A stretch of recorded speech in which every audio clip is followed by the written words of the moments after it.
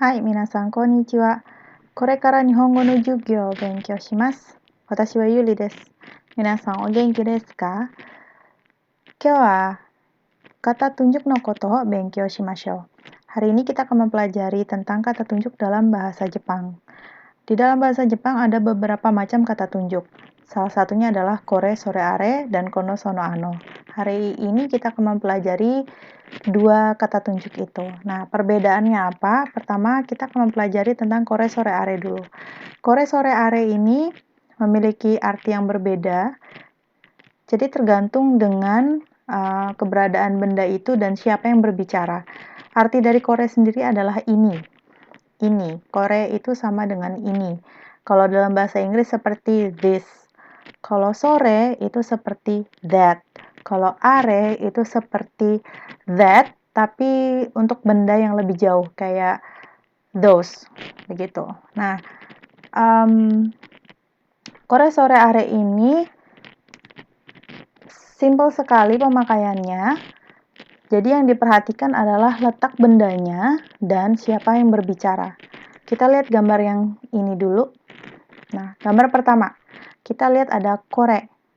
Ini ada perempuan ini bilang kore. Nah, karena apel ini ada di tangannya dia, maka dia bilang kore. Kemudian kita lihat gambar kedua. Apelnya berubah ke tangan laki-laki ini. Jadi perempuan ini bilangnya sore. Sore. Nah, kemudian lihat gambar yang ketiga, apelnya jauh dari keduanya. Jadi dia bilangnya are.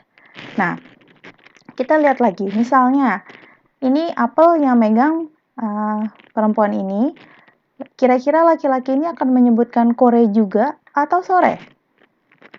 Laki-laki ini tidak menyebutkan kore, melainkan sore. Kenapa? Karena apelnya tidak di tangan dia. Apelnya tidak di dekat dia.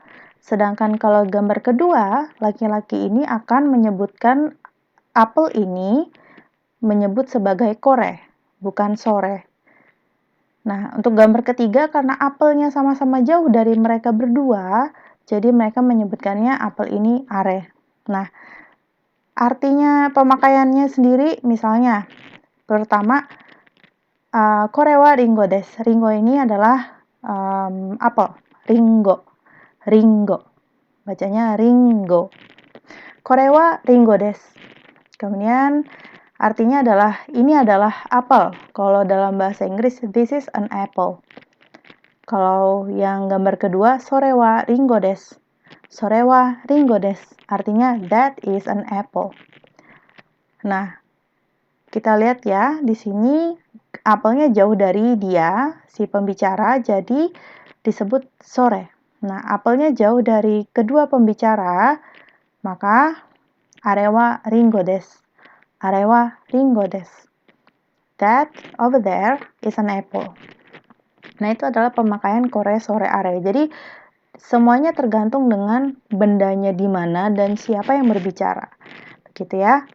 Nah, untuk rumusnya seperti ini. Mau yang di depan itu mau kore, sore, are sama. Yang penting ini adalah kata tunjuk. Kemudian ada partikel wa. Kemudian setelah itu ada kata benda. KB ini adalah kata benda. Kemudian diakhiri dengan des. Kalau dia kalimat negatif, diakhiri dengan ja arimasen. Kalau dia kalimat tanya, berarti diakhiri dengan deska. Oke, selanjutnya kita akan masuk ke bentuk tanyanya. Kalau misalnya tadi kan kita menyebutkan benda ini sebagai kata tunjuk benda gitu ya. Untuk kore, sore, are. Nah, kita akan menggunakan kore, sore, are ini dengan kata tanya. Kore wa nan desu ka? Kore wa nan desu ka? Nan ini artinya apa? Nan itu artinya apa? Nah, apa itu sebenarnya ada dua. Ada nani, ada nan. Nah, untuk kapan dia pakai nani? Kapan dia pakai nan? Kalau yang pastinya kalau dia ada desu ka setelah nan, itu pasti dia jadi nan. Jadi kanji nan itu sebenarnya ada sebutannya. Nanti akan saya jelasin lagi. Jadi kalau dia ada deskas di sini berarti dia nan, bukan nani. Nah, kalau dia nani itu dia nanti kalau dia nani itu dia berdiri sendiri. kore wa nani, nah itu dia berdiri sendiri. Tapi kalau kore wa nan desu ka, itu dia jadinya nan, gitu. Kita lewati saja itu, nanti akan saya jelaskan lagi tentang nan ini. Kita lihat untuk penggunaannya yang kore sore are. Yang pertama, kore wa ringo desu. Kore wa ringo desu. Ini adalah apel. Sore wa mikang desu. Sore wa mikang desu. Itu adalah jeruk.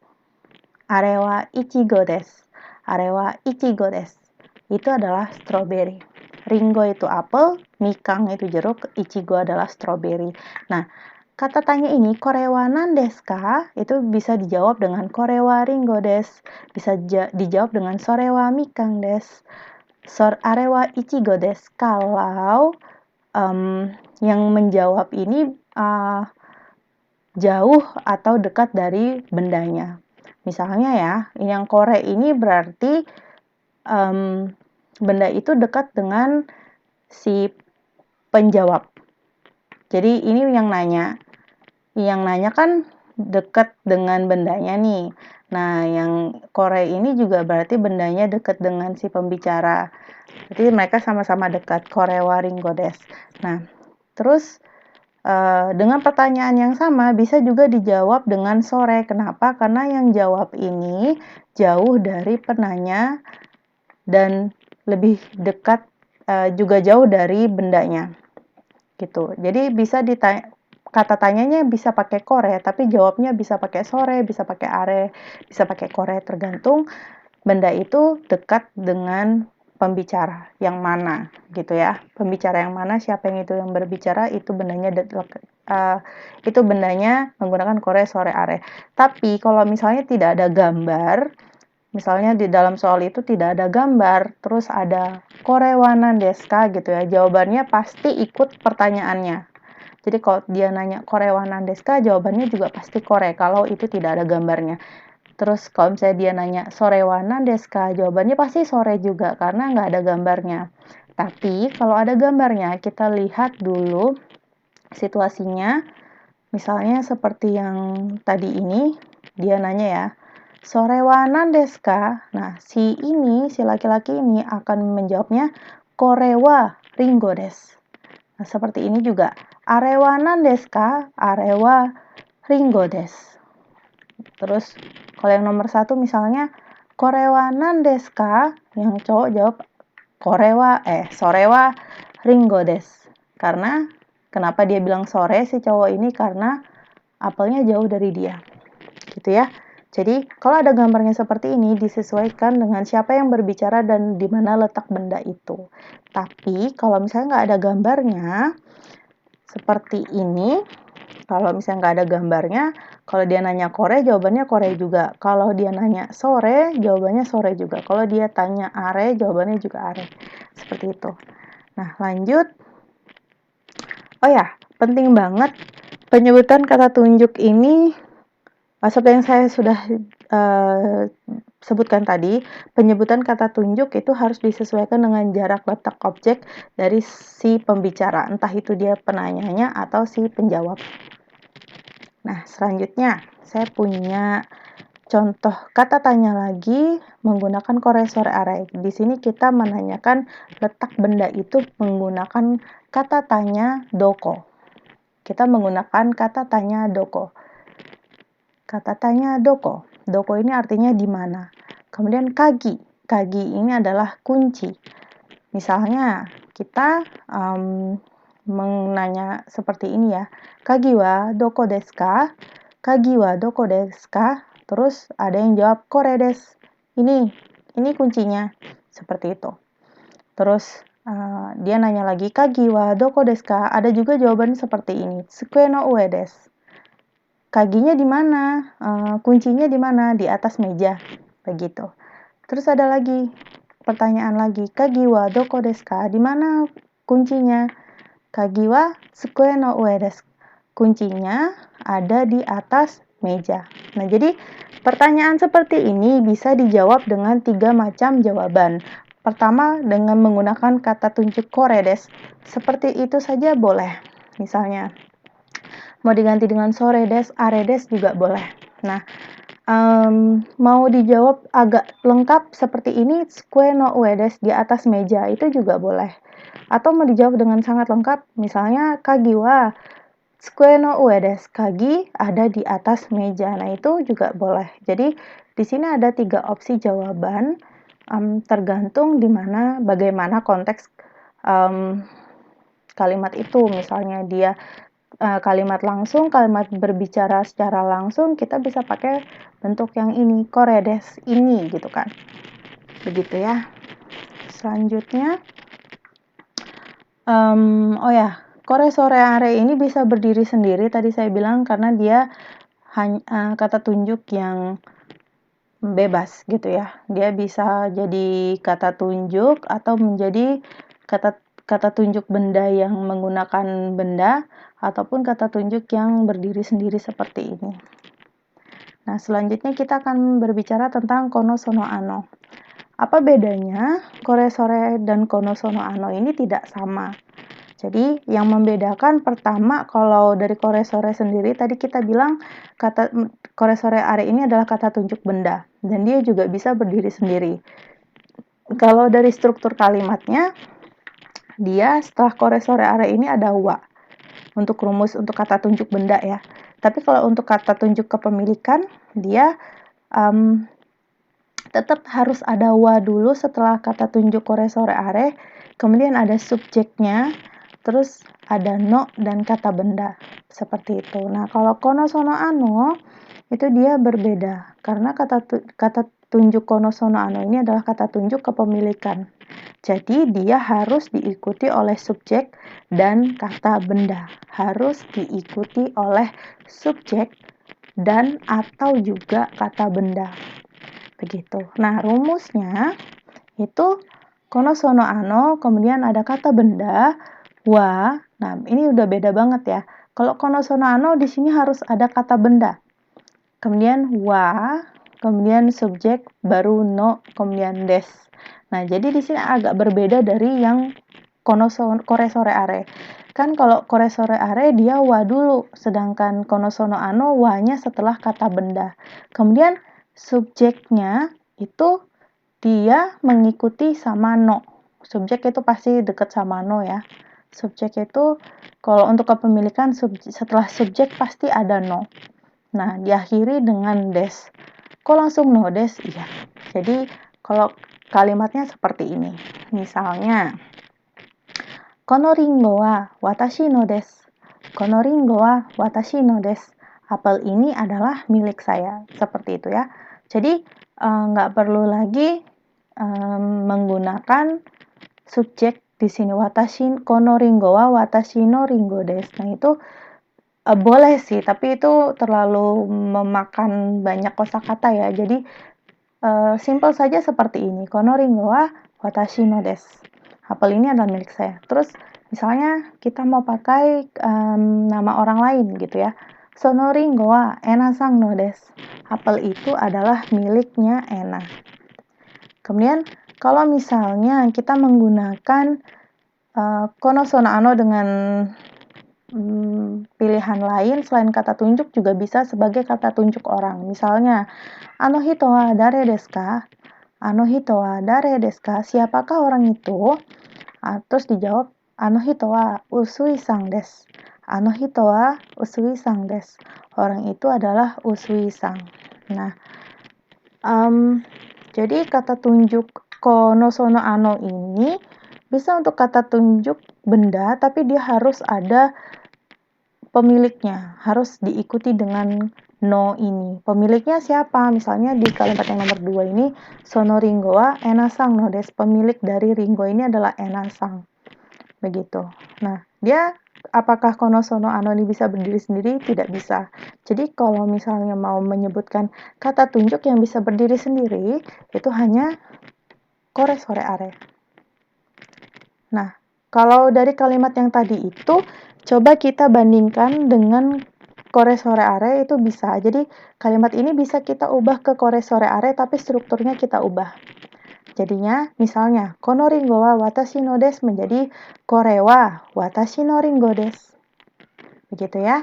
Nah, Kore wa watashi no ringo desu. Jadi strukturnya berbeda dan artinya pun juga beda. Nah, kalau yang konosono ano, dia menyebutkan dalam bahasa Indonesia itu kata bendanya dulu.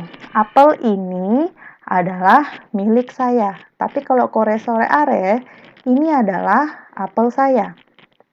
Begitu. Jadi dari bahasa Indonesianya aja udah beda. Jadi memang mereka ini sama tapi berbeda begitu. Nah, kalau mau pakai yang mana itu terserah kalian gitu. Nah, untuk yang konosono ano yang contoh kedua, sono ringo wa enasang no desu. Apel itu adalah milik Ena. Kalau dibuat kore sore are, sore wa enasang no ringo desu. Itu adalah apel milik Enasang. Nah, untuk yang contoh ketiga, ano hito wa dare desu ka? Nah, ini bisa sih seperti ini, are wa dare desu ka? Tapi kalimat yang seperti ini adalah kalimat yang kurang sopan. Gitu ya. Karena langsung kayak, itu siapa tuh? Nah, itu ya kalau dalam bahasa Indonesia.